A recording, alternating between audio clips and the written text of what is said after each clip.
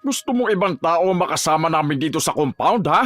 Galing pa sa mga lolo't lola namin tong pwesto na to, tapos ibebenta nyo sa iba?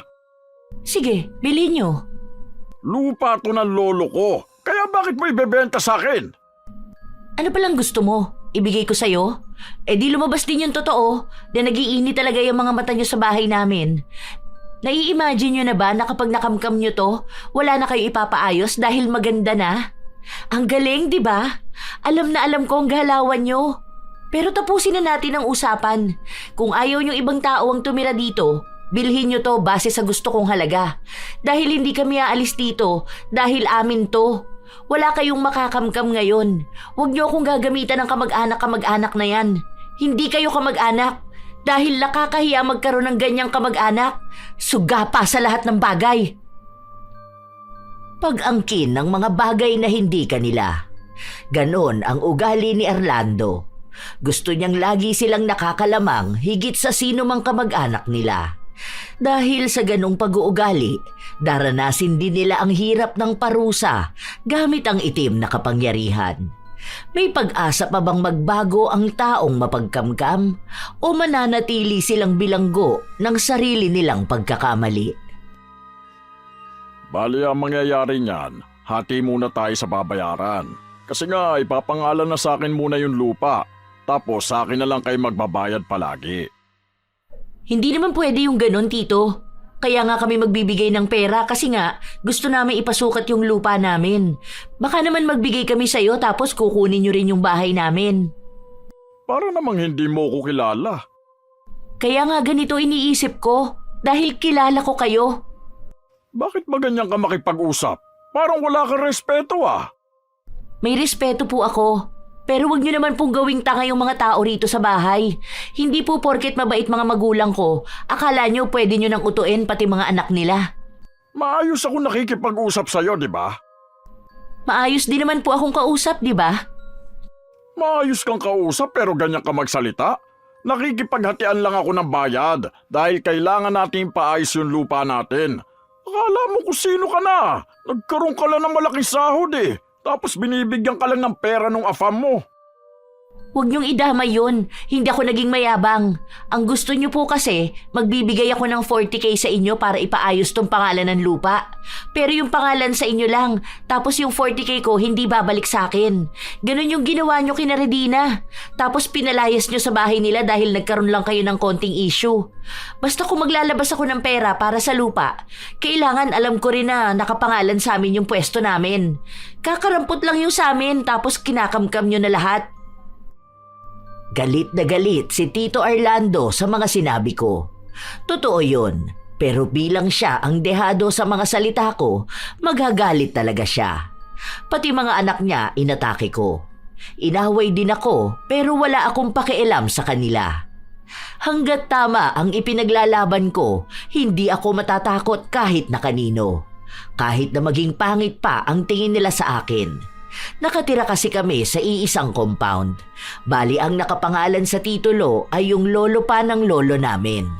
Ngayon lang siya maaasikaso, pero ang gusto nila, sa tito ko ang pangalan. Habang yung iba naming kamag-anak, hinahabol din ang lupa. Si Tito Orlando, pinsan siya ni Mama. Siya yung isa sa mapera, pero hindi siya ang pinakamayaman, pero siya ang pinakamayabang. Bata pa lang ako, pinagyayabang niya palagi kahit na hindi naman kanya. Ugali ng mapagkamkam na tao. Dagdag pa doon, gusto niya lahat ng desisyon niya, susundin ng mga tao. Kaya kapag kumontra ka sa kanya, ikaw na ang kalaban nila. Pero ako, hindi ako katulad ng inaasahan nila. Masama ang ugali ko, Lola Telang. Lalo na kung ganun lang din naman ang kamag-anak ko. Kahit pasabihin niyang mas matanda siya sa akin, kahit kailan hindi nila magagamit sa akin na magkadugo kami. Isang hapon, nung umuwi ako, hindi ako makadaan sa gate dahil nakaharang ang mga gamit nila. Para makadaan ako, sinipa ko talaga yung nakaharang. Nakita ko ng asawa ng anak niya pero hindi siya nakaapila. Pagpasok ko sa bahay, sa mama ko nagsumbong ang pinsan ko. Sinipa mo raw yung gamit nila dun sa labas? Bakit kasi nakaharang sa daan? Ano ba akala nila? Kanila yung buong compound? Haharangan nila yung daan? Tapos yung mga bata doon ang gugulo. Yung mga diaper nagkalat sa labas. Inusog mo na lang dapat, anak. Hindi ako mag-a-adjust para sa kanila. Ano? Tayo lagi ang mag-a-adjust? Nagtatanong pala yung tito mo kung ano na raw balita doon sa pera na hinihingi niya. Nagpauna nga siya ng 10K kasi kako, wala akong hawak. Hindi mo naman ako binibigyan kung hindi kailangan dito sa bahay. Bakit nagbigay ka ng 10K doon? Wala naman siyang resibo na binigay sa'yo. Para nga hindi na magkagulo. Magkakagulo lalo kung mapupunta sa kanila tong lupa. Tapos pera ko naman yung ginamit. Buti sana kung tama yung hatian eh. Di ba yung isa niyang anak? Ipapaayos yung bahay ni na Tito Ben? Doon dapat titira si Jeff, kaso ayaw nila. Kasi inangkinan nila. Na kanila na lang yun dahil daw nag-asawa na yung anak niyang pinsan mo? Hinaan mo naman ang boses mo. Mamaya marinig ka pa dyan. Wala akong pakialam sa mga yan. Kahit na marinig pa nila ako. Totoo naman na nagiging sakim yung pinsan mo dahil sa mga anak niyang di makaalis sa poder niya eh. Diba? Wala naman akong pakialam doon. Pero wag nilang sobrahan na pati tong sa atin may balak silang kunin. Kapapagawa ko pangalang nito eh. Mainit na sa mata nila. Ang kakapal ng mga mukha nila. Pwede naman daw kapag gusto nating magpabukod, pero malaki ang gagastusin. Okay lang, magkano ba? 100,000? Sige, meron ako rito. 200,000? Meron din ako. Ano ba akala niya sa atin? Walang pera? Oh, baka sabihin nila mayabang ka na naman. Mayabang talaga ako kung may ipagyayabang ako. Sila nga mayayabang eh, wala namang maiyabang, di ba? Akala nila takot mga tao sa kanila. Ang init na naman ang ulo mo. Kumain ka na nga muna. Basta huwag ka magbibigay ng pera doon sa pinsan mo. Sagad na sa kakapalan ng pagmumukha niya. Sama mo pa yung nanay niyang sakim. Kaya sa sobrang pagiging masamang damo, parang demonyo na sa lupa na naghahanap ng kaluluwa na isasama sa impyerno. Galit talaga ako sa mga kamag-anak ko. Maging bastos na ang tingin ng lahat sa akin, pero kahit kailan ay hindi ako papayag na may aapi pa sa pamilya ko. Wala silang naitulong sa amin simula pa noon. Tapos nung nakita nilang umaangat na kami, inggit na inggit sila. Sa totoo lang po, Lola Telang, hindi ko alam kung bakit may mga ganong klase ng kamag-anak. Yun bang takot sa biyaya na natatanggap ng iba? Takot na may maging mas angat sa kanila. Dapat lagi ka lang nilang nakikita na nasa ibaba. Naghihirap. Ganon kasi tong mga kamag-anak ko. Hindi pala. Kamag-anak ni na mama. Hindi ko na sila kamag-anak dahil pinuputol ko na ang ugnayan ko sa kanila. Kakilala ko na lang sila ngayon. Lumipas pa ang ilang araw. Habang pauwi ako, nakasalubong ko pa yung nanay ni Tito Orlando.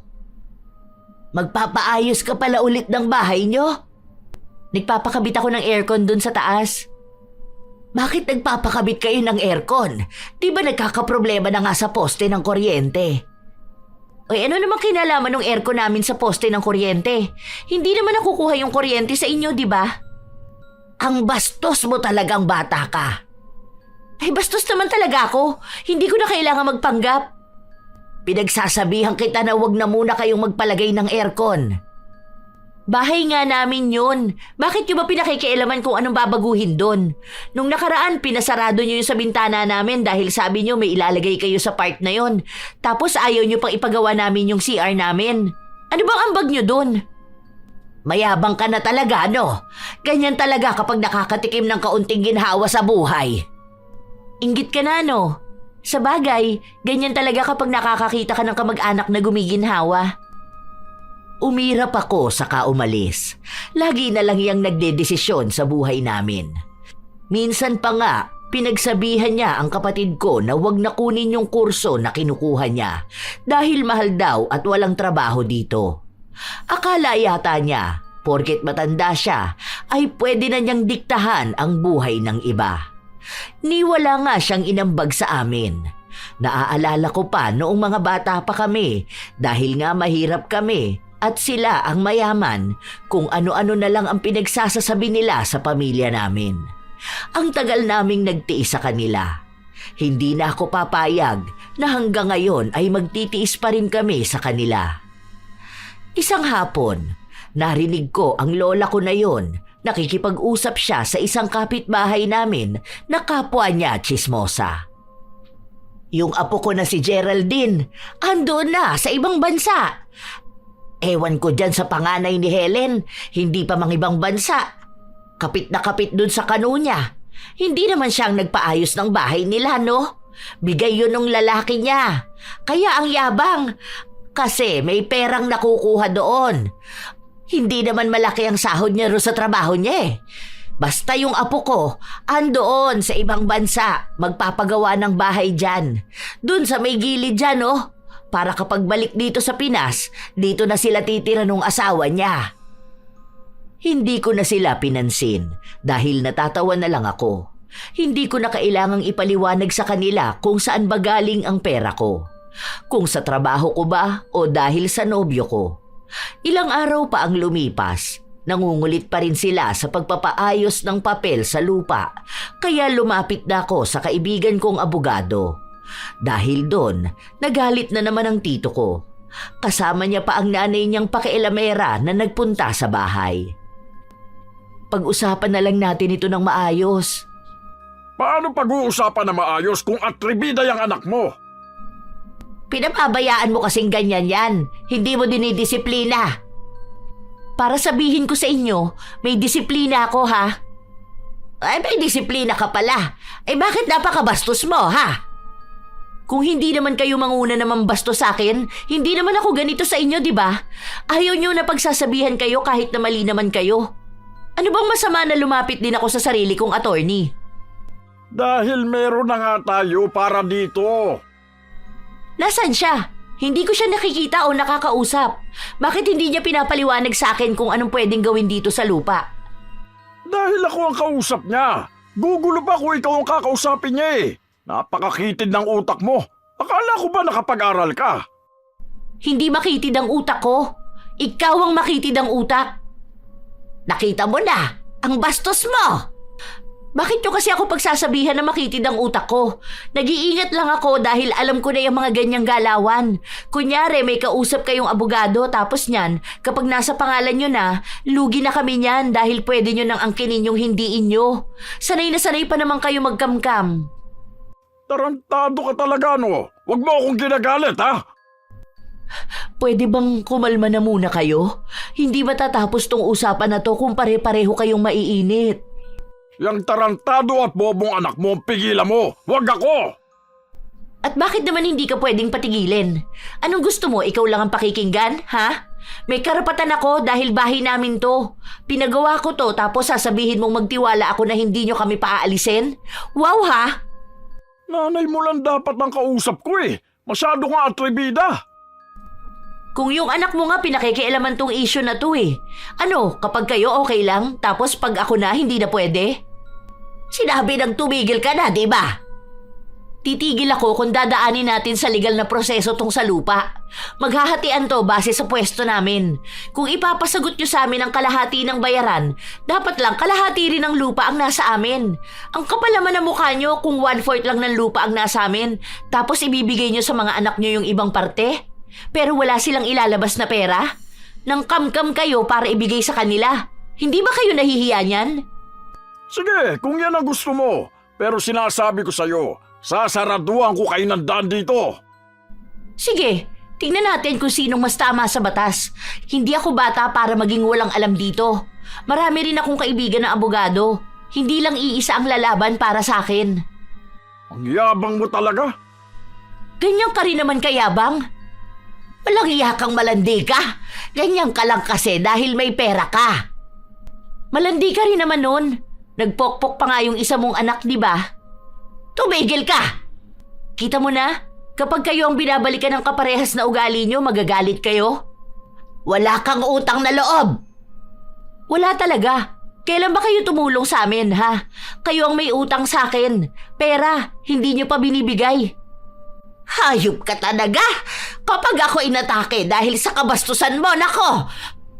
Helen, pagsabihan mo yung anak mo. Kung matalino siya, gamitin niya yung utak niya.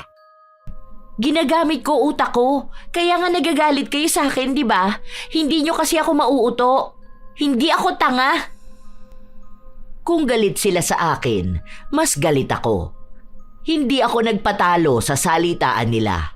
Hindi ako papayag na magmumukha silang tama dahil lang sa mas matanda sila sa akin. Inasikaso namin ang pagsasaayos ng lupa. Gusto nila kaming saraduhan ng daan pero hindi pwede. Siguro ilang buwan ang lumipas noong nasukat na ang lupa. Ang laki ng inilabas namin pero mas malaki ang sa kanila dahil mas malaki nga ang porsyento ng lupa nila.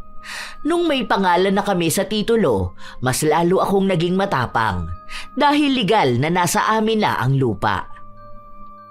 Nag-chat sa akin si tito mo. May pag-uusapan daw kaming dalawa kasi parang walang paglalagyan ng motor. Motor nino? Motor ni papa mo. O bakit walang paglalagyan? Dito sa atin yung nakalagay. Diyan sa tapat natin. Sasakupin daw kasi yun. Kapag pinagawa daw yung bahay ni Geraldine, parang doon ilalagay ang CR. Ay, hindi pwede yun. Lagpas na sa lupa nila yun. Bilang sa sukat ng lupa natin yung dyan sa labas. Sige, gawin nila yun. Ipapagiba ko yun. Yun na nga ang sinabi ko. Pero ang sabi sa akin, para naman daw hindi ko pamangkin si Geraldine. Kasi request nila na kahit malaki pwesto nila. Wala akong pakialam sa kanila. Basta kung ano ang nasa batas, yun ang susundin. Walang kamag-anak dito. Kapal ng mukha nila. Pati mga anak nila natuto ng mangamkam. Kako, hindi pwedeng ako ang kausap dyan kasi sa'yo nga nakapangalan yung lupa. Ayaw ka naman daw kausap kasi hindi ka raw papayag. Kaya ikaw ang kinakausap kasi akala nila papayag ka. Kahit naman pumayag ka ako ang may karapatang magpagiba ng itatayo nila dyan. Kita mo dun sa kabila, di ba? Nagpatayo sila ng tindahan kuno na tinirhan na pala ng isang anak niya. Hindi nila yung lupa. Akala nila porkit walang tumatao sa lugar na yon, safe na silang kamkamin. Ayun, pinagiba. Sa harapan mismo nila sinira yung bahay. Walang notice kasi hindi naman nila yun pag-aari. Sagad kasi sa kakapalan ng mukha yung mga hayop na kamag-anak mo, ma. Gusto rin kasi ng tito mo na dito na lumipat si mama niya, kasama yung mga apo niya. Pwede sila sa kahit saan dyan, wala akong pakialam. Pero wag sa pwesto ko, wag sa lupa ko. Kahit magsiksikan sila doon, wala akong pakialam. Dapat kasi turuan niya yung mga anak nilang kumuha ng sarili nilang bahay at lupa. Yun bang bibili sila, hindi yung kakamkam. Ewan ko kung kakausapin ka nun. Malamang hindi ako kakausapin nun. Alam niyang hindi ako papayag Binlock nga ako ng mga anak niya Paki ko ba sa kanila? Hindi sila kawalan sa buhay ko. Mas okay na nga nag-cut ties ako sa kanila. Hindi ko kailangan ng kamag-anak na gaya nila. Baka nagiging sobra ka naman, nak. Minsan kasi sumasama talaga loob nila sa'yo. Sila ang sobra, ma. Mabait naman sana ako Basta maging mabait lang din sila sa akin. Sila nangunguna magsalita ng masakit sa akin. Hindi naman ako papayag na ganunin ako dahil lang sa kamag-anak ko sila. Pero kapag kinakausap ka ng maayos, itry mo namang kumalma. Pwede mo namang ipaglaban yung sarili mo pero sa mas mahinahon na pamamaraan. Try kong babaan yung boses ko, pero kapag sinigawan nila ako, malamang sisigawan ko rin sila. Binabalik ko lang sa kanila yung pakikitungo nila sa akin. Sinubukan ko naman na maging maayos sa kanila, Lola Telang. Pero sadyang pangit ang ugali nila. Inaaway nila ako kahit na wala naman akong ginagawa sa kanila. Minsan pa nga, aalis ako nun. May dala kong maleta. Tapos, hirap na hirap akong dumaan dahil hinarangan talaga nila yung dadaanan namin. Na hindi naman tama. Kasi nga, may daan talaga kami dapat doon. Ang ginawa ko, sinira ko yung harang.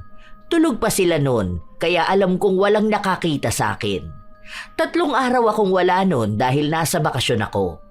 Masaya ako. Tanggal talaga ang stress ko sa kanila.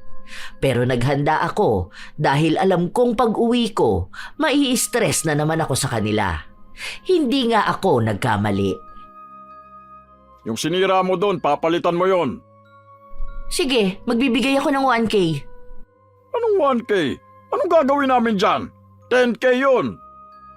Wow, 10K na pala yung mga basura na nakaharang doon. Bakit kasi may harang? Daanan yun, di ba? Bakit kasi hindi mo ayusin yung pagdaan mo? Hindi nga ako makadaan. Dapat walang harang doon. Dahil right of way yan. Hindi nyo pwedeng harangan na parang kayo lang ang pwedeng dumaan. May nalalaman ka pang right of way, right of way? Hindi ka ba nakinig sa sinabi ng attorney? Kung may internet kayo, tanong mo kay ChatGPT kung ano yun. Hindi ka talaga matino kausap, no? Ang bobo mo! Gaano ba katino para maging matalino? Same ba ng pag-iisip nyo? Basta magbigay ka ng pampagawa dun sa nasira mo. 1K lang ang ibibigay ko. Basta hindi nyo pwedeng sementohan niyang daan. Ewan ko kung hindi yan ipagiba kapag nireklamo ko yan. Sige, magreklamo ka. Ewan ko kung panigan ka ng batas. Okay, sabi mo yan ah. Hindi ko na yung kasalanan kapag ginibayang bahay ng anak mo para tapyasan. Ang sikip na dito oh. Suga pa kayo sa space. Kailangan inyo lang lahat. Dahil may alam ako sa batas, talagang ginawa ko ang sinabi ko. Nag-file ako ng report sa barangay. Kinausap sila pero hindi pa rin sila pumayag. Dahil ang sabi nila, ninong daw ng tito ko yung kapitan namin. Siyempre, wala akong pakialam sa kanila. Kaya sa munisipyo na ako lumapit. Doon na nakita na lumagpas na nga sila sa napagkasunduan namin. Kahit na kanino ka pa lumapit, hindi ko to ipapabawas. Ang dami mong inarte dyan. Akala ko ba gusto niyong iakyat natin kung saan tong problema natin na to? Kinausap ko kayo, ayaw niyo namang makinig. Mas pinaniwalaan niyo yung kakarampot niyong alam. Akala niyo ata mas mataas kayo sa batas eh. Kapag hindi niyo pa yan ginawa at nag-issue na ng demolition letter, bahala na kayo dyan. Ilalapit ko na yan sa korte. Bakit ba hindi ka makaintindi ha? Gusto mo ikaw ang masusunod eh. Mas matanda ka ba kaysa sa amin? Hindi na mahalaga kung sinong mas matanda. Kapag nasa korte tayo, hindi nahihingin kung anong edad mo. Dahil wala doon ng kung sinong matanda siya ang tama. Alam mo sa ginagawa mong ganito, malaki ang karma na mapupunta sa'yo. Hindi ba pinaglalaban ko lang naman yung karapatan namin? Paano mo masasabi na mapupunta sa akin ang karma? Sino bang mas masama ang ugali? Hindi ba kayo naman? Baka mas malala pang karma ang mapunta sa inyo niyan. Kayo ang mag-ingat dahil ang mga taong sugapa at mapagkamkam, walang puwang yan sa langit. Baka kasi pati pwesto ng iba dun ang kininyong inyo. Akala mo naman kung sino ka para makabanggit ng langit. Sa pag-uugali mong yan, kampon ka ng kadiliman eh. Ah, kampon nyo na pala ako? Nakita mo na? Napakabastos mong animal ka. Bastos ako sa taong bastos. Hindi siguro kayo ready na may taong kayang sumalungat sa gusto nyo. Parehas kayo ng nanay mong paladesisyon. Ang tatabil lang dila nyo. Pero kapag kayo naman ang pinatulan, akala nyo mga nakakaawa kayo. Sa susunod, ayusin mo yung pakikipag-usap mo sa akin ha. Basta po ayusin nyo lang yung pakikipag-usap sa akin. Hindi pwedeng binabastos nyo ako. Tapos maghahangad kayo ng respeto. Dapat kung anong hinihingi nyo, yun din ang binibigay nyo. Narinig ng pinsan ko ang pinagsasabi ko kaya inaway niya ako. Siyempre, maldita ako. Hindi rin naman ako nagpatalo. Hindi pwedeng sila ang laging tama dahil kung matigas ang mukha nila, matigas din ang mukha ko. Ako lang talaga yung ganito, Lola Telang. At hindi ko naman pinagsisisihan na ganito ang ugali ko. Kasi kilala ko naman ang sarili ko. Hindi naman ako basta nagagalit o nang aaway ng ibang tao. Kung tatanungin ang mga kamag-anak ko na ito, sasabihin nilang demonyita ako. Kung tatanungin naman ang ibang tao na hindi ko kamag-anak, sasabihin nilang mabait ako. Ganun naman kasi ang mga tao. Kahit naman anong ipakita sa masasama ang ugali, may masasabi pa rin sila. Kaya bakit ako magpapanggap na mabait sa kanila? Para lang apihin ako? Lumipas ang mga araw, napilitan sila na maglagay ng daan.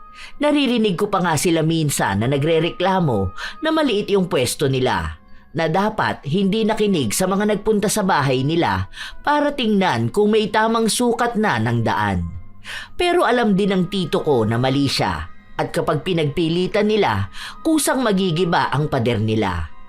Dahil doon mas lalong nanggigil ang lola ko. Pero kahit nagalit siya, nagawa niya pa ring mangutang sa akin. Wala akong maipapautang. Ang dami mo kayang pera. Nakita ko na nag-travel kayo sa Hong Kong nung nakaraan. Imposible naman na hindi ka binibigyan ng boyfriend mo ng pera. Para tutulong ka lang sa kamag-anak mo eh. Kamag-anak nila. Hindi ko na kayo kamag-anak. Matapos niyo ako i-chismis dyan sa labas? Akala niyo ba hindi ko alam yung mga pinagsasabi niyo, ha? Paladesisyon pa kayo sa buhay ko. Sinasabi niyo na dapat nagpapakasal na ako kaysa mabuntis na hindi pa kasal. Eh sino ba sa mga apo mong may anak na ngayon ang kinasal na? Ang dami mong sinasabi. Nangungutang lang naman ako. Basta wala akong maipapautang. Doon ka sa anak mo. Mayabang yun eh. Mayaman pala. Ay nako, ang sama talaga ng ugali. Nagpaparinig pa siya sa akin na masama nga raw ang ugali ko. Wala naman sa akin yun dahil totoo naman. Basta sa kanila masama talaga ako. Lumipas pa ang ilan pang mga araw. Ang dami nilang pinaggagawa. Para bang hindi sila mabubuhay kung wala silang inaagaw sa ibang tao. Lalo na sa amin. Minsan pa, nakita ko ang asawa ni Tito Orlando na kinukuha yung mga bangko na nasa labas. Kitang-kita naman na sa amin yun. Ma, yung mga bangko doon pinasok na sa bahay ni Tita Grace. Anong mga bangko? Yung ginamit ni Totoy kanina, iniwan niya lang doon sa tapat eh. Sabi ko huwag mag-iiwan ng gamit. Alam mo naman ang pag-uugali ng pamilya niyan. Kinukuha nila kahit na hindi sa kanila. Nawawala nga yung cover ng motor ng papa mo. Paanong hindi mawawala? Andun sa bintana ni na Vicky. Ginawa nilang pantabing sa araw. Nakita mo? Oo. Kinukuha ko nga ayaw ibigay sa akin. Kanila raw yun. Wala talagang tapon sa pamilya na yun, ano? Lahat suga pa eh. Hay naku naman. Hindi na yun maibabalik. Hindi na talaga. Kanila na yun. Bakit ba ganun yung mga kamag-anak mo na yun, ma? Kaya yung mga iba ninyong kamag-anak ayaw na silang makita eh. Namana yun dun kay Beth. Ang tanda na hindi pa nagbabago. Bakit kaya may mga matatanda pa rin na masasama ang ugali? Tapos panay sila demand na galangin sila. Pero sila naman tong nambabastos sa iba. Hindi dapat gawing dahilan ng edad para mambastos ng ibang tao. Dati naman mabait yang si Kuya Orlando. Kaso siguro nasulsulan na rin ni Tia Beth. Kaya ganyan. Naalala ko pa noon, siya pa yung mabait na pwede mong makausap ng maayos. Yung alam niyang kapag hindi ka niya, talagang hindi niya kukunin. Kaya hindi ko alam paano nagsimula na maging mapagkamkam yan eh. Baka matagal ng ganyan ang ugali niya, pero dati napipigilan niya lang. Pati yung mga anak niya namana na yun eh.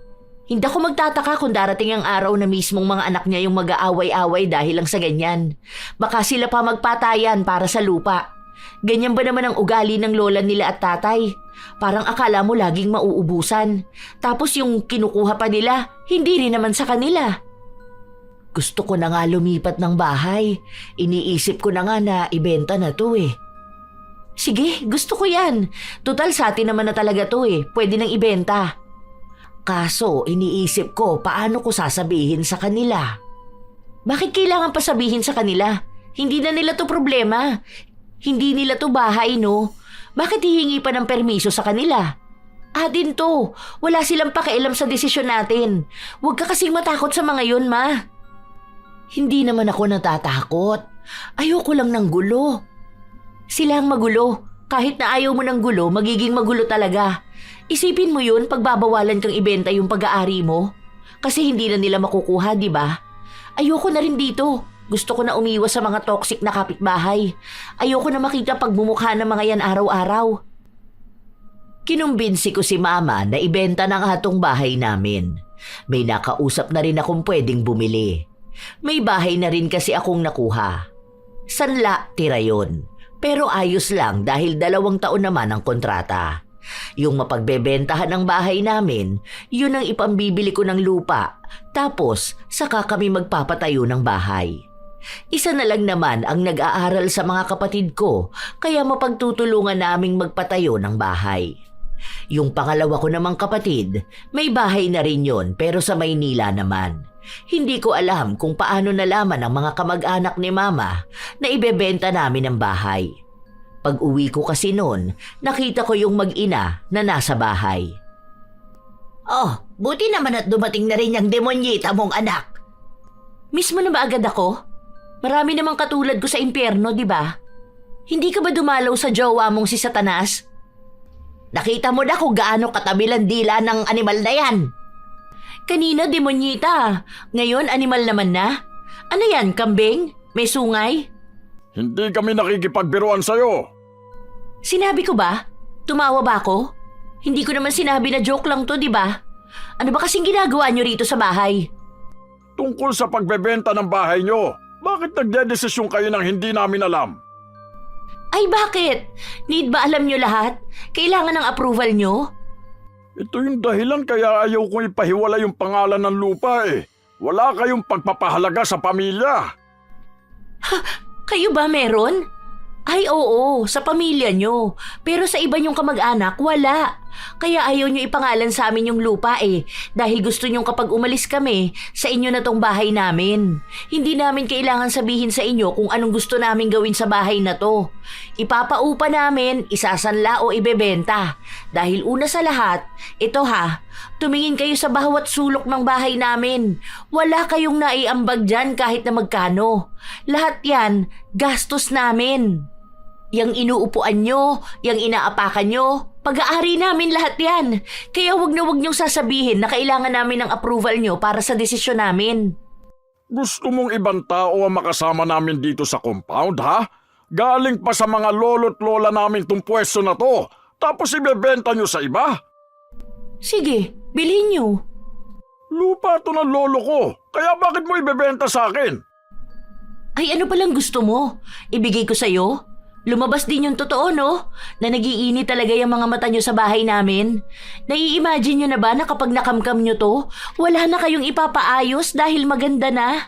Ang galing, di ba? Alam na alam ko yung galawan nyo. Pero tapusin na natin ang usapan. Kung ayaw nyong ibang tao ang tumira rito, bilhin nyo to base sa gusto kong halaga. Dahil hindi kami aalis dito, dahil amin to. Wala kayong makakamkam ngayon. Huwag niyo akong gagamitan ng kamag-anak na yan. Hindi kayo kamag-anak. Dahil nakakahiya magkaroon ng ganyang kamag-anak. Suga pa sa lahat ng bagay. Wala rin akong pakialam kung hindi ka mag-anak ang tingin mo sa amin.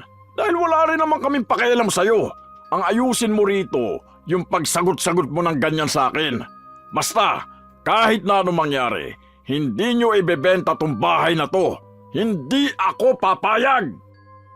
Tandaan mo yung sinabi ng anak ko, demonyita ka. Hindi kami papayag na mapupunta sa ibang tao ang bahay na ito. Tandaan nyo rin ang sinasabi ko. Hindi rin naman ako papayag na mapupunta sa inyo tong bahay namin. Lalo na kung hindi nyo naman binili. May batas tayo, kaya may kapit kami. Hindi kami tanga. Lalong hindi ako utu-uto. Hindi ako natatakot sa inyo. Ayusin nyo yung pag-uugali nyo ha. Hindi yung ugali ko lang ang napupunan ninyo. Hindi na ako nakipagtalo pa sa kanila. Ang dami nilang sinasabi sa mama ko, pero sabi lang sa kanila ni mama, sa akin nakapangalan ng lupa at ang bahay. Kung ano ang desisyon ko, yun ang mangyayari. Saka ako raw ang kausapin nila.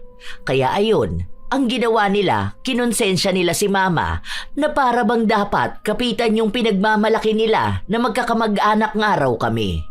Na huwag papayag si mama na ibang tao ang titira sa bahay na pamana nga raw sa kanila ng mga lolo nila. Pero kahit naman mauto nila si mama, akin pa rin naman ang huling desisyon. Napag-usapan na rin naming magkakapatid na ibenta na nga ang bahay. Para nga makalayo na rin kami doon sa mga masasamang ugali na kamag-anak. Pagod na talaga kami sa kanila. Hanggang sa isang araw, wala akong pasok noon. Nasa kwarto lang ako at kumatok si mama. Bakit? Anong nangyari? Si Lola Beth mo raw isinugod sa ospital. Anong gagawin ko? Hindi naman ako nurse o doktor. Nagagalit ang tito mo kasi sinugod daw sa ospital dahil sa sobrang sama daw ng loob sa'yo. Kaya naiisip pa lang nila na ibang tao na ang titira dito sa bahay. Parang naiisip na raw nila na malulungkot yung mga lola namin. Kasi nga ang sabi, pangalagaan daw itong bigay sa amin. OA ka mo ng matanda na yon, ma. Huwag ka nga magpapapaniwala sa mga yun. Nagpapaawa lang sila. Pero ang totoo nun, gumagawa lang ng rason para sabihin na huwag ibenta tong bahay. Alam na kasi nila nalilipat na tayo ng bahay, kaya sasabihin ng mga yan na sila na muna ang patirahin. Alam mo yung apo nun? Yung malandi na may kabit? Di ba pinalayas ng asawa yun? Kaya nagdadramayan sila para ibigay tong bahay sa babae na yon. Ang kapal ng mukha nila. Paano nga yan ngayon? Naaawa nga ako. Naghihingalo na raw. Tapos yung parang huling binibili niya na magbati-bati na. Naku ma, kapag nakita ko yun na hindi naghihingalo, naku. Pumunta talaga ako ng ospital para lang malaman. Wala akong pasok. Dapat no, nagpapahinga lang ako. Pero kapag malapit ka sa mga kamag-anak mo, laging walang katahimikan. Pagpunta ko ng ospital, nalaman ko na hindi naman pala inatake sa sobrang sama ng loob. Natapilok lang pala. Kita nyo na? Kung hindi ba naman kakaiba yung ugali nyo, sasabihin nyo na inatake kayo at naghihingalo na? Ah, baka magkatotoo yan. Hindi ka naman namin pinapunta dito, di ba? Walang hiya ka talaga. Aba, mas walang hiya kayo ah. Kukonsensyahin niyo pa mama ko na kesyo huling habili ng nanay mo na magbati-bati na? Hindi pa yan mamamatay no? Takot lang ng mga nasa impyerno. Magmumukha pang mabait si Satanas kapag katabi ang matanda na yan. Nakita mo nang may sakit yung matanda, ganyan ka pa rin? Hindi nyo pa rin naman pwedeng ibenta yung bahay nyo. Di mo sure. Baka magulat ka na lang lumilipat na yung bagong may-ari nun. Ang tigas talaga ng mukha mo, no? Talagang ibebenta mo yon? Bakit ba hindi maproseso ng utak nyo? Amin yun. Sa akin nakapangalan. Kahit na maghingalo pa kayong dalawa ng nanay mo, hindi nyo ako mapipigilan kung ibebenta ko yon o hindi, okay? Ang kapal ng mukha mo. Kung hindi naman dahil sa amin, wala kayo ron eh. Sana pala hindi ko na ibinigay sa inyo. Mas makapal ang mukha mo. Hindi naman yun galing sa'yo. Maliit nga lang yun eh, dahil yung isang pwesto na dapat amin, kinamkam nyo na. Hindi lang nagsalita ang mama ko dahil hilig nyo magpa-victim. Sorry kayo, hindi ako kasing bait ng mama ko. Wala rin akong konsensya gaya nyo. Kaya labanan to ng mga magkakaparehas na ugali. Kung ano-ano na lang ang ginagawa nila para hindi maibenta ang bahay namin. Talagang punong-puno ng galit ang puso ko, Lola Telang. Kasi damay pamilya ko, lalo na ang mama ko. Naaawa ako kay mama na laging siya ang inaaway at iniipit. Ayoko pa naman sa lahat yung ginagawang kawawa ang mama ko. Kaya dumating talaga ako sa punto na lumapit ako sa mangkukulam. Hindi ko naman yun intensyon nung una. Pero talagang todo yung galit ko na hindi na ako nagdalawang isip noong may nakilala akong mangkukulam. Ang pinakulam ko ay ang tito ko. Hindi ko alam kung anong ginawa sa kanya, basta ang sabi ko noon, wag lang siyang papatayin. Kahit habang buhay na lang siyang maghirap. Ilang linggo pa ang lumipas, parang walang nangyayari, pero ang sabi sa akin, maghintay lang daw ako. Minsan kasi matagal bago umepekto ang kulam. Isang araw, dumating yung bibili ng bahay. Gusto niyang tingnan muna. Nalaman ko na gagawin niya pala yung paupahan din. Oo, maganda rin yun. Ako kasi hindi ko to pwedeng gawing paupahan eh. Yung mga kamag-anak ko bigla na lang titira dito. Ngayon pa nga lang andito pa kami. Gusto na nilang kunin tong pwesto namin na to. Parang kulang na lang pati hangin, gusto na nilang kamkamin. Pasensya ka na pala dyan, makalat talaga sila. Mga dugyot kasi ang mga yan eh. Pero tong bahay namin maayos naman to. Bagong gawa lang yan. Check mo. Wala ring kalawang dito sa may gate. Hindi ito inaabot ng baha. Kahit baha na dito sa labas, hindi pinapasok sa loob ng bahay. Habang pinapaliwanag ko ang tungkol sa bahay, dumating naman ang tito ko. Galit na naman siya. Inaaway niya yung bibili ng bahay. Wala sa lugar. Wala namang ginagawa sa kanya yung tao, pero pinagmumura niya. Kaya pinauwi ko na muna ang kausap ko. Nakita mo na? Gusto mong galangin ka pero yung taong di mo naman kilala binabastos mo ng ganon? Talagang tinutuloy mo pa rin yung pagbebenta ng bahay? Ano bang problema mo? Bakit ba ayaw mo kaming pakinggan ha? Hindi mo talaga ginagamit yung utak mo, no? Alam mo, umiiwas na ako makipagtalo. Pagod na ako magsalita ng magsalita. Paulit-ulit lang din naman yung sinasabi mo, di ba? Paulit-ulit lang din yung sasabihin ko. Tarantado! Basta hindi ako papayag na ibebenta mo tong bahay na to. Umayos ka! Huwag mong hintayin na magalit pa ako lalo! Wala ka na magagawa. Huwag mo na lang bastusin yung bagong titira dito. Sa oras na umalis kayo dito, ililipat ko na ang mga gamit namin dito para hindi mapakinabangan ng iba. Subukan nyo para makita nyo ang mangyayari sa inyo. Hindi lahat ng tao masisindak nyo, ha? Ewan ko kung hindi kayo humarap niyan sa batas. Sakto, abogado pa naman asawa nun. Magaling na abogado. Hindi ako natatakot kahit na kanino. Bahay pa rin namin to. Amin to. Hoy! Walang sa inyo. Kahit isang pako, wala kayong pag-aari sa bahay na to. Nakakasawa makipagdebate sa'yo. Bahala ka na nga dyan sa buhay mo. Mas lalo siyang nagalit nung tinalikuran ko siya. Nakakabastos daw yon. Gusto niya akong saktan pero humarang nun si Papa. Kaya pinagbantaan ko si Tito Orlando. Kapag sinaktan niya ako, sisiguraduhin kong makukulong siya.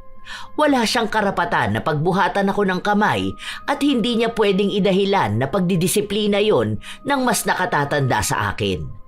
Ipaglalaban ko talaga ang karapatan ko. Siyempre kapag ganun, inaasahan ko na mga anak naman niya ang susugod sa akin. Wala rin akong pakialam sa kanila. Bakit ako ang inaaway niyo? Bakit hindi yung tatay niyo ang pagsabihan niyo, ha? Palibasa malaki rin ang pakinabang niyo kapag kinamkam niyo tong bahay namin, di ba? Ang kakapal ng mga pagmumukha niyo, sa totoo lang. Kahit yung mga asawa nila, nakikisali na rin sa galit sa akin. Wala naman akong kinatatakutan, kaya pinagpapatulan ko talaga sila. Siguro mga 1 linggo pa ang lumipas noon nang nabalitaan ko na parang hindi na masyadong lumalabas ng bahay nila yung mapagkamkam kong tiyuhin. Nandyan pa ba yung pinsan mo, Ma? Oo, hindi nga lumalabas. Pero may narinig akong usapan ng anak niya sa ni Tia Beth. O ano raw nangyari? Parang may naririnig daw ata o nakikita na kung ano-ano. Parang nababaliw, ganon? Oo, parang ganon na nga. Hindi ako sigurado. Hindi naman ako nagtanong eh. Nagmamadali rin ako kanina kasi aalis nga ako. Baka nakarma na yun. Pati yung hindi niya nakikita kinamkam na niya, no? Deserve niya yun. Huwag kang ganyan, anak.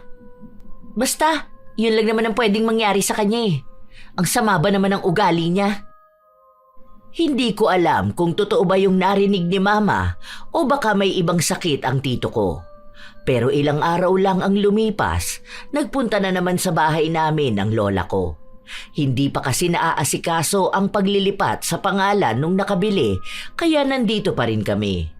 Pero yung ibang gamit namin, nailipat na namin. Hindi lang talaga namin pwedeng alisan ito dahil kapag walang tao sa bahay namin, kahit na may nakabili na, malamang may iba nang titira dito. Ganon kalala ang mga kamag-anak ko na ito. Hindi ka man lang talaga naawa sa tito mo, ano? Bakit? Ano na naman bang ginawa ko? Nagkakasakit na siya kakaisip niya sa bahay niyo. Sinabi ko ba kasi naisipin niya tong bahay namin? Hindi naman siguro siya inaano, di ba? Ganyan ka talaga mag-isip, ano? Wala ka ba talagang puso? Hindi ko alam kung anong sinasabi niyo na ganito mag-isip. Ano ba talaga yung problema niyo sa akin? Ano? Gusto niyong sabihin na bobo ko? Eh hindi naman ako bobo kasi hindi niyo nga ako mauto, di ba? Na may alam ako sa mga batas. Porke talaga nakakaangat na kayo sa buhay eh, yumayabang na kayo. Hindi naman ako yumayabang. Nakikita niyo lang na mayabang ako dahil sanay kayo na mahirap kami, di ba? Nung nagkaroon kami ng blessing, ang akala mo pati ikaw nawala ng blessing. Kayo yung umaaway sa akin. Kayo yung laging nagsisimula. Tapos gusto nyo, lalabas na kayo yung kawawa. Dahil ganyan ka, wala kang utang na loob. Ilang beses nyo bang babanggitin ang utang na loob? Wala akong utang na loob sa inyo. Wala kayong ginastos na kahit na magkano sa akin, di ba? Pinag-aral nyo ba ako? Hindi naman, di ba? Naging backer ba kayo sa work ko? Hindi rin, di ba? Lahat ng nakikita nyo, galing to sa paghihirap ko. Hindi porkit magkakadugo tayo, utang na loob ko na yun sa inyo. Lagi mong sinasabi na mayaman ka naman na, di ba? Bakit kaya hindi mo pa ibigay sa mga pinsan mo tong bahay nyo? Para mapangalagaan din ito, na hindi mapunta sa ibang tao. Yun lang naman ang sinasabi ng tito mo. Pero ano bang ginagawa mo? Di ba pinapasama mo lang ang loob namin? Pinapasama ang loob nyo? Kayo ba, ni minsan naisip nyo kung sumasama ba ang loob namin sa inyo? Sige nga, sabihin mo sa akin kung bakit kailangan kong ibigay tong lupa ko sa kung sino mang pinsan ko. Dahil magkamag-anak kayo, magkadugo kayo. Para itong pamana ng mga lolo din namin, hindi mawala. Para iisa lang yung nakatira dito. Hindi yung gusto mo na ibenta para sa pera. Kung ganyang dahilan, mas lalong ayoko. Hindi pwedeng sa lahat ng bagay kayo lang ang makikinabang. Kayo ang mag-isip, hindi kami. Huwag niyong isisi sa akin kung ano man yung sama ng loob na nararamdaman niyo. Hindi ko yung kasalanan. Kayo pa nga ang mas nagbibigay ng stress sa amin. Hindi naman kami aalis dito kung hindi kayo toxic. Pinagpipilitan nila sa akin na ibigay ko na lang kaysa ibenta. Pero ayaw ko. Mahal ang nagastos ko rito para lang makalibre sila. Hindi nila ako nadaan sa pangungonsensya sa akin. Na kesyo nagkasakit si ganito, masama ang loob ng kung sino man. Kung magiging masama din daw ang loob ng mga ninuno naming matagal nang namayapa. Sinabi ko na lang sa kanila na magiging mas masama ang loob ng mga yon kung makikita nila na yung pinamanahan nila ay mga sakim at mapagkamkam. Na ginagamit lang ang salitang kadugo o kamag-anak para makapanlamang. Isang hapon, naglalakad ako pa uwi. Nakita kong nagkakagulo sa bahay ni na Tito Orlando. Nakikita ko sila. Nandiyan na sila. Mga sundalo sila. Tapos may mga pare. Gusto nilang kunin yung bahay natin. Bilisan nyo! Isarado nyo ang gate! Ayan na sila! Ang sabi pa sa akin nung isa pa, aalisin niya raw tayo dito. Lupa daw nila to. Hindi pwede. Dahil atin ang buong mundo. Anak ko, ano bang pinagsasasabi mo dyan? Pumasok ka na sa loob ng bahay nyo. Hindi ako pwede dun sa bahay. Hindi pwede. Kasi kapag nasa loob ako, sasakupin nila ang mundo. Hindi yun pwede. Kasi dapat sa atin lang ang mundo. Anong pinagsasasabi nito? Pati yung mundo kanila na. Kanino to nakikipag-agawan? Sa mga alien? Parang timang. Ipasok na ninyo sa loob ang papa nyo. Ang dami ng chismosa rito, oh. Doon nga kayo mga chismosa kayo. Ang hihilig ninyong makialam sa buhay ng ibang tao. Doon kayo! Umalis kayo dyan! Isa ka pang babae ka!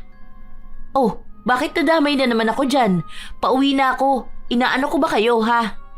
Ikaw ang may kasalanan ko. Bakit ganyan ang nangyari sa tito mo?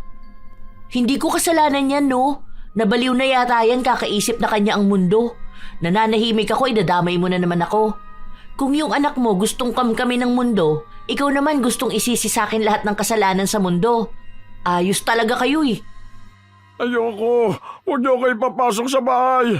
Paano kung malalabanan ng mga yan? Gusto nilang kunin sa atin ang mundo eh. Hindi pwede yun. Dapat sa akin lang ang mundo. Dapat sa atin lang yung magpapamilya. Ang dami nilang gustong umagaw sa atin. Huwag tayong papayag. Dapat atin lang ang lahat. Hindi ko na sila binigyan ng pansin dahil pagod na rin ako. Saka wala naman akong ibang panonoorin doon, maliban na lang doon sa tito ko na nabaliw na. Tapos, yung lola ko sa akin na nagagalit, na para bang ako ang gumawa nun sa tito ko. Pero, naisip ko, baka yun yung kulam na pinagawa ko sa kanya. Ano yun? Sa utak niya napunta? O ganyan yung ritual na ginawa sa kanya? Baka nga ganon. Pero ayos na rin. Ang mahalaga sa akin, nahihirapan na sila. Pinapamukha pa lalo sa lahat ng tao na mapagkamkam sila. Ang kinin ba naman niya ang mundo? Ilang araw pa ang lumipas na naging abala ako. Isang umaga, bali sa susunod na araw, aalis na tayo rito. Lilipat na dito yung mga nakabili ng bahay. Ipapaayos na pa raw to dahil parang maglalagay siya ng iba pang kwarto. Kasi nga gagawin niya tong paupahan, di ba? Oh, anong sabi ng lola mo? Patay naman na si Lola Vicky. Anong sasabihin niya sa akin? Ano ko, si Tito Orlando na kinakausap yung mga hindi nakikita? Hindi ba? Ang Lola Beth mo. Yung lola nila. Ano naman pakialam niya? Hindi naman sa kanya to. Kahit naman saan siya magreklamo, wala siyang magagawa. Kasi ginawa namin tong bentahan ng naaayon sa batas. May mga attorney dito sa pagitan namin. Saka wala siyang pangalan sa lupa. Anong gagawin niya? Magagalit? Magrereklamo? Lagi namang ganun ang ginagawa niya. Baka kasi, alam mo na, paaalisin nila yung nakatira dito tapos sila titira? Subukan nila. Malalaman talaga nila kung ano hinahanap nila. Hindi nila pwedeng kayang-kayanin yung ibang tao. Pero ano kayang nangyari kay tito mo, no? Pina-check up na ba nila? Ayaw nga nila kasi baka raw sabihin ng ibang tao na nababaliw na. Ay bakit? Hindi pa ba? Stress lang daw eh. Tapos yung stress niya dahil na naman sa akin. Kaya nung kinausap ako ng anak niya, parang gusto nang isumbat sa akin lahat eh. Kahit na wala naman siyang dapat na isumbat sa akin. Yun na nga ang naiisip ko. Baka sabihin na naman nila na kasalanan mo yung nangyayari. Kasi nung huli kayong nag-away, ang sabi sa akin ni Tia Beth, sobrang na-stress nga raw si Kuya Orlando. Hindi raw makatulog kakaisip dito sa bahay at sa lupa. Ang sabihin niya kamo, nai-stress siya kasi plinano na niya kung kanino niya ibibigay itong bahay at lupa kapag umalis tayo. Kaso nga, naibenta ko na agad. Alam ko na galawan ng mga yan, ma. Wala yang ibang gagawin kundi isi-isi sa ibang tao yung nangyayari sa kanila. Pero naaawa naman ako. Okay lang maawa, pero wag maging tanga. Hindi laging puro awa, tapos sila makikinabang. Sila masaya, tapos tayo nga. Huwag ka maging martir sa mga kamag-anak mo, ma. Inuuto ka lang ng mga yun. Tapos sila wala naman talagang pakialam sa'yo. Hay, sana gumaling na siya, no? Depende yun sa ugali niya at ng pamilya niya. Kung ganyan pa rin sila, baka hindi na yun gumaling. Bahala sila. Kanya-kanyang karma naman yan eh. Kung masama ang ugali mo at mapagkamkam ka, baka kung ano talagang mangyari sa'yo. Tapos si Tia pa. Panay siya paawa sa akin na wala na raw silang pera, na parang naiisipan na nilang isang latong lupa. Nangungutang nga sa akin. Ang sabi niya, humiram ako sa'yo. Huwag ko raw sasabihin na sa kanya ko ipapautang. Kako, hindi naman pwede yung ganon. Anak kita, para namang sinabi niya sa akin na maging traidor ako sa anak ko, para lang sa kanila. Hayaan mo na sila, ma. Alam mo, ma, sa totoo lang, mas peaceful talaga kapag nag-cut ties ka sa kamag-anak mo eh. Hindi mo pwedeng palaging masasabi na porkit magkadugo kayo, magtitiis ka sa kanila. Yung iba naman nating kamag-anak, hindi ganyan sa kanila, di ba? Buti pa yung mga yun, nakaka-proud tawagin na tito at tita.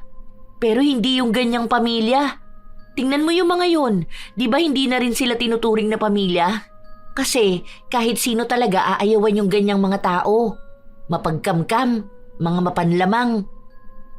Naglipat na kami ng ibang mga gamit, yung mga naiwan pa rito. Tapos ang dala na lang namin ay mga damit namin.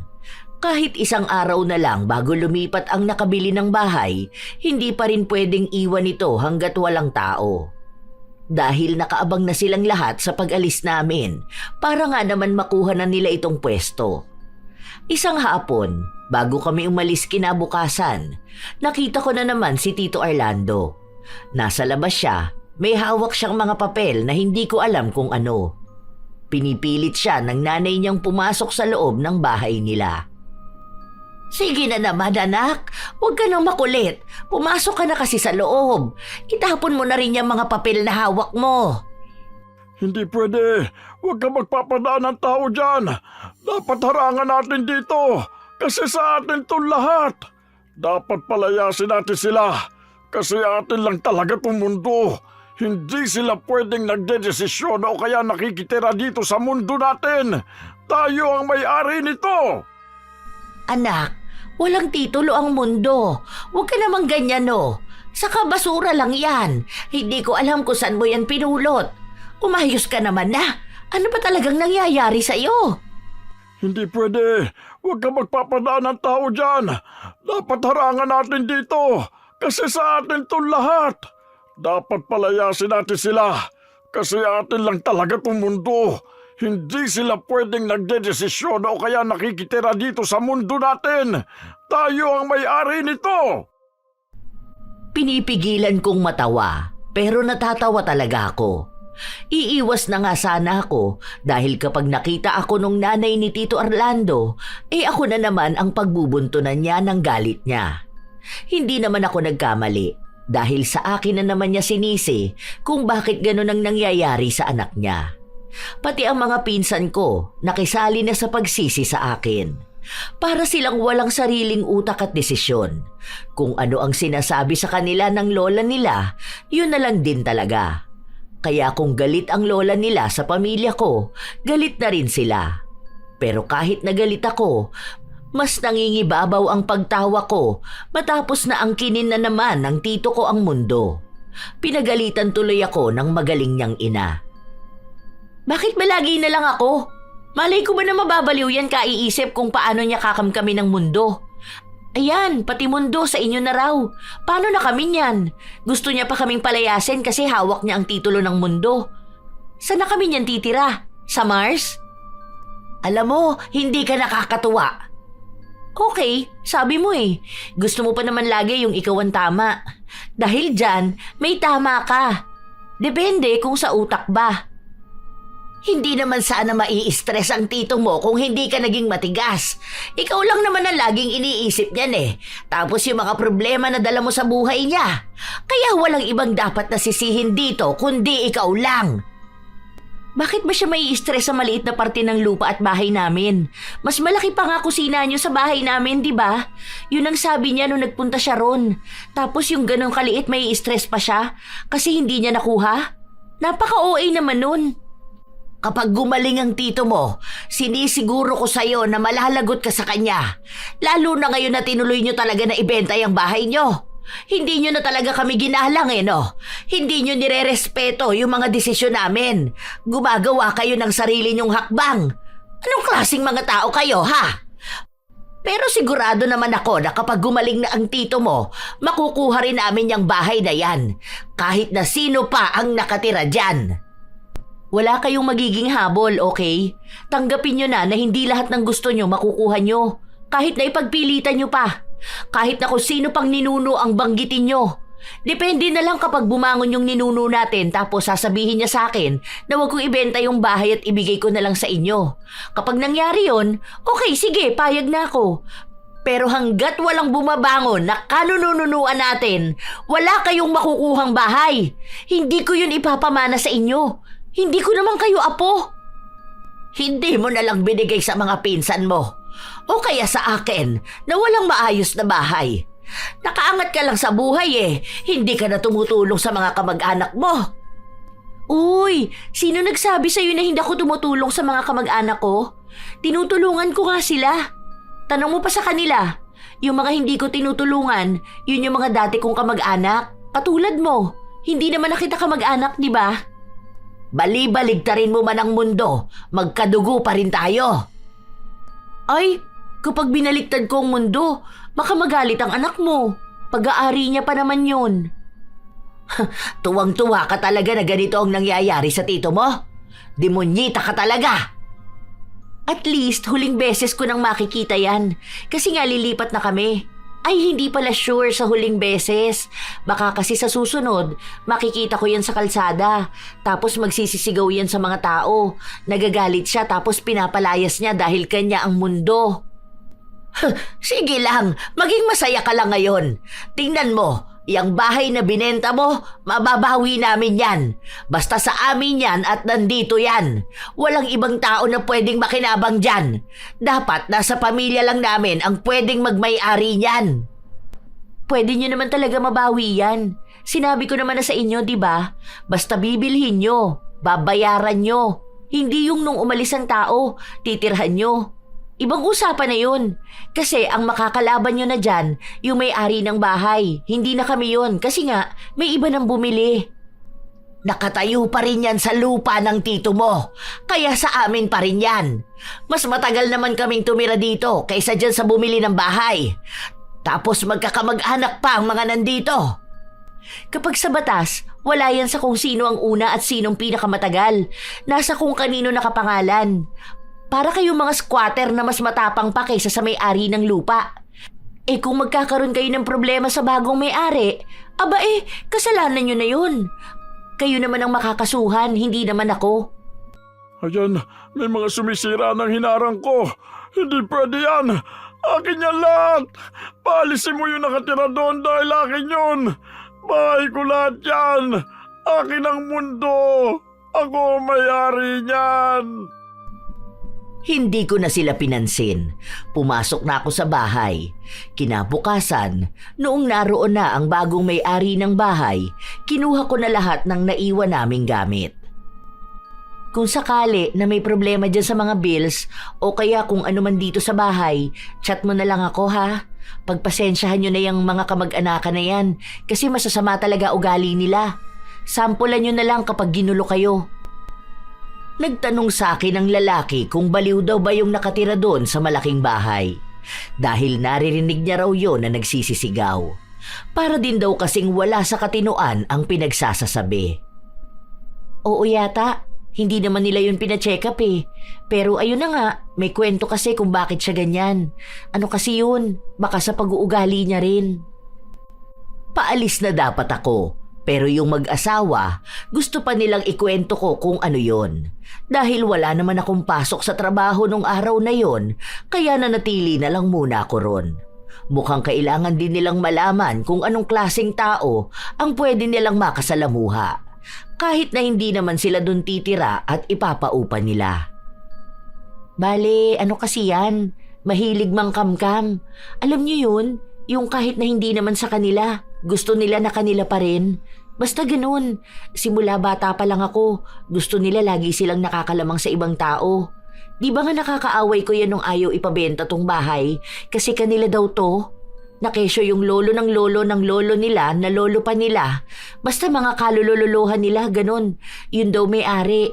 Kaya kahit na sa amin nakapangalan, sila daw talaga yung may-ari. Siguro nung kakaisip na ganun, nabaliw. Siguro lagi niyang sinasabi sa sarili niya na siya ang may-ari ng lahat.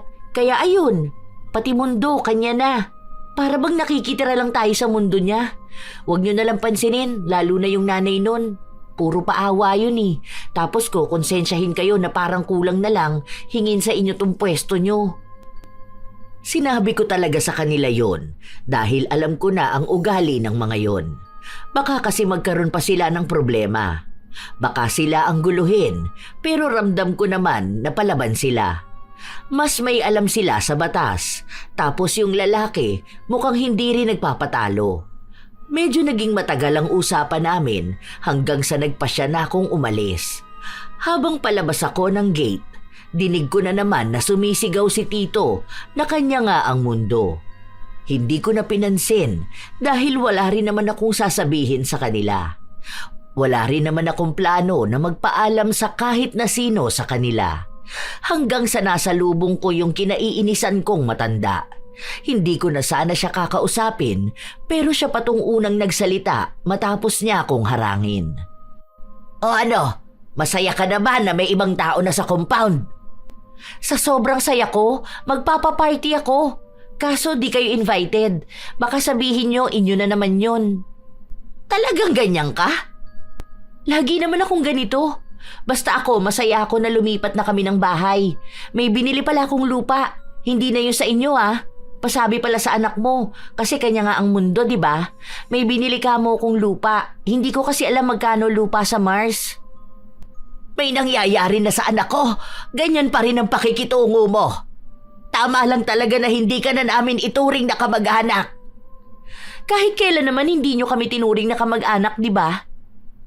Dahil bakit namin kayo ituturing na kamag-anak kung ganyan kayo? Yung pag-uugali mo pa lang, hirap nang makasundo. Hindi kayo nakikinig kapag pinagsasabihan kayo. Laging akala ninyo kalaban kami. Kayo ang dahilan kung bakit ganito kami. Kaya noon pa lang, galit at naiinis na kayo sa amin dahil kami na lang yung naiiwan ditong kasama nyo. Napaalis nyo yung iba, nakuha nyo yung bahay at pwesto nila. Pero kami hindi. Ngayon kami na ang kusang umalis pero mas lalo kayo nagalit dahil hindi nyo nakuha ang gusto nyo. Last na to ha. Ayoko na rin naman kayong maging kamag-anak, no? Ayoko na nga makita yung mga pagmumukha nyo. Sana lang sa mga susunod hindi na talaga tayo magkita-kita. Bahala na kayo sa buhay nyo. Bahala na rin kami sa buhay namin. Hindi ko napipilitin lahat dahil hindi na rin naman magiging maayos yung pag-uugali nyo. Good luck na lang talaga sa inyo ha. Bahala na kayong magkamkaman kasi kayo-kayo na lang ang magkakasama. Kung anong tinuro mo sa mga anak at apo mo, panigurado ko na yun din ang gagawin nila sa isa't isa. Hindi na ako naghintay nang sasabihin niya sa akin dahil wala naman ng saysay kung magsusumbatan o magtatalo pa kami. Kaya nga ako umalis doon dahil ayaw ko na ng problema. Ilang buwan simula nung umalis kami, naging payapa ang lahat. Mas masaya talaga kapag walang kamag-anak na nakapalibot. Yung iba naming mababait na kamag-anak, nakakabisita na sa bahay. Hindi nila magawa noon dahil nga makikita nila yung mga kamag-anak nilang pinutol na rin nila ang ugnayan. Isang araw, habang nagkakape ako sa labas, umuwi si Mama galing palengke. Nasa lubong ko si Lola mo, Bet. Pauwi na siya noon galing palengke. Lola nila, hindi ko lola yun. Iisa lang ang lola ko, yung mabait kaso nasa heaven na. Ayun na nga, nasa lubong ko siya. Kinukwento niya yung tungkol sa bagong nakatira doon sa bahay natin dati. Pinaupahan na kasi yun, di ba? Mag-asawa raw yung lumipat doon. Ano na naman ang problema nila? Munti ka na raw bugbugin ng lalaki si Carl. Oh, bakit daw?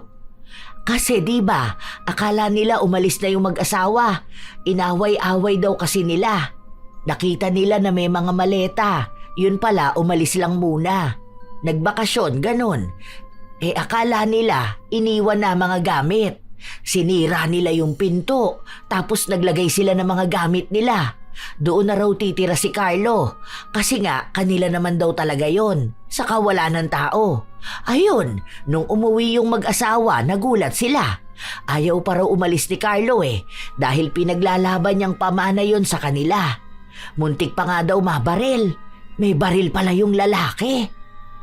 Yan ang napapala nila, di ba? Ang titigas ng mga mukha nila Sa sobrang pagkamkam nila, pati pwesto talaga ng iba gusto nilang kunin. Buti di siya nabaril. Akala ata nila kaya nila lahat ng tao. Kaya ayun, galit na galit sa akin si Tia Beth. Sinisisi niya ako na tayo raw ang may kasalanan kung bakit daw gano'n nangyari sa apo niya.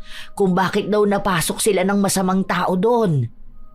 Napasok sila ng masamang tao, sila nga yung masasama. Isipin mo yun, pumasok sila sa bahay ng iba. Doon sila tumira, tapos nung pinapaalis sila ayaw nilang umalis. Aba, kung hindi nga naman sila tutukan ng baril. Trespassing yun kung di ba naman sila tanga. Yun na nga ang sinabi ko, pero wala hindi naman siya nakikinig sa akin. Kung may masamang mangyari daw sa kanila, tayo ang may kasalanan nun. Hindi tayo na konsensya na hindi na lang binigay sa pinsan mo. Angas talaga nila, no? Grabe ang katoksikan. Ang layo na ng bahay natin. Baka kung malaman nila kung nasan tayo bigla silang magtayo ng bahay. Tapos sasabihin nila, kamag-anak naman. Ewan ko ba, yung tito mo naman, ayun, hindi pa rin magaling. Ang daming ang reklamo nun. Kasi minsan, nakakapanakit daw ng dumaraan sa harapan nila. May isang nagmomotor, hinampas niya. Kasi sabi niya, kanya raw yung motor na yon, pati yung daan. Kanya yung mundo. Ganun ba? Yun lagi niyang sinasabi. Hindi nagagaling yun. Iba na yung problema niya, hindi lang sa utak. Pati na rin sa ugali. Kung yung mga anak niya ganyan at yung nanay niya na hindi na nagbago-bago, ngayon di sila makaapila, di ba? Nakahanap sila ng katapat nila Magmatapang sila doon sa bahay ng iba. Kapag binaril sila noon o napatay sila, wala silang laban. Sapilitan silang pumasok sa bahay ng iba Self-defense lang katapat noon. Lalo na yun si Carlo. Tulad lang din ng tatay niyang mayabang. Buti nga sa kanila. Kahit pa sabihin na sobrang sama ko para matuwa sa nangyayari sa mga taong umapi at nagbigay ng problema sa amin simula bata pa ako. Basta ako, masaya ako sa kung nasaan ako ngayon. Nakausap ko rin pala yung mangkukulam na nilapitan ko, Lola Telang. Ang sabi niya sa akin, hindi na nga raw mawawala yung kulam na napunta sa tito ko. Kasi lumalabas na hindi lang pala ako ang nagpakulam sa kanya. Hindi ko alam kung sino pa yung isa. Tapos mukhang wala naman daw nagiging pagbabago sa pag-uugali ng pamilya niya, kaya hindi rin siya naililigtas. Isang araw, habang pauwi ako galing ng trabaho, bumaba ako ng sasakyan, naglakad pa ako para lumipat sa isang bus pauwi sa amin. May napansin akong tila pamilyar na mukha. Dahil sa kuryosidad, lumapit ako. Teka, si Tito Orlando ba yun? Anong ginagawa nun dito? Magaling na ba yun? Ay, mukhang hindi pa. Kayong mga walang iya kayo, lumabas kayo dito! Akin ang mundo! Akin lang! Hindi pwedeng nandito kayo! Dahil lahat ng nakikita nyo, sa akin lahat yan! Wala kayong pag-aari dyan! Hindi nyo rin pwedeng kunin kung ano sa akin! Lumayas kayo! Hawak ko ang titulo ng mundo! Akin ang mundo! Ako lang ang may-ari ng sanlibutan ito! May mga tumatawa at nang-aasar sa kanya. Kaya nagagalit din siya at pinagsisigawan na kanya nga talaga ang mundo. Hindi ko na siya pinansin. Sa halip ay sumakay na ako ng bus para umuwi. Hindi ko alam kung paano siya napunta doon o kung sinong kukuha sa kanya para maalis siya sa ganong kahihiyan. Hindi ko na rin naman siya inisip dahil nga abala rin ako sa mga plano ko sa buhay ko at sa pamilya ko.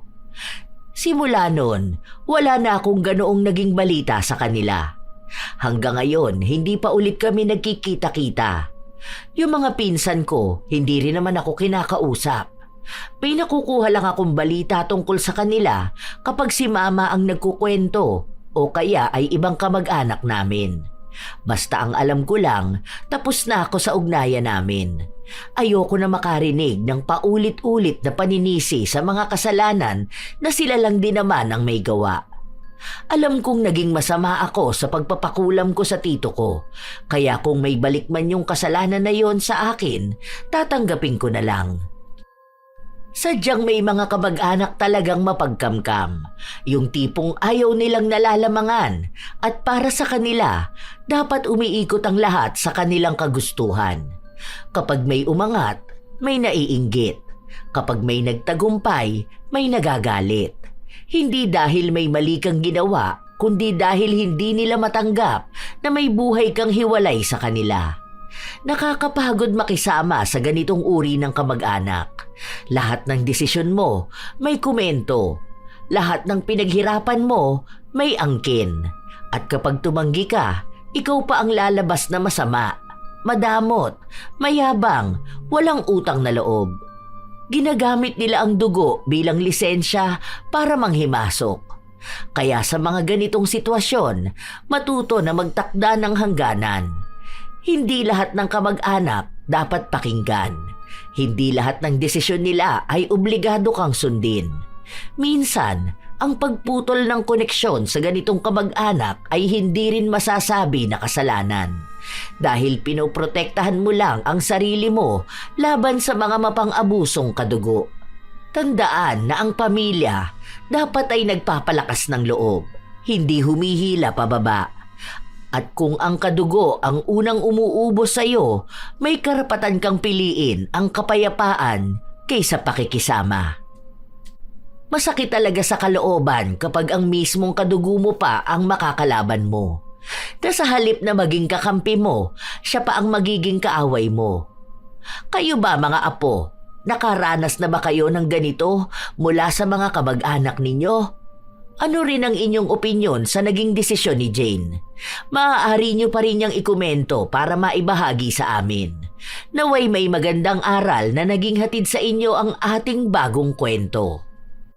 Ito ang inyong Lola Telang at maraming salamat sa palagi ninyong pakikinig mga apo.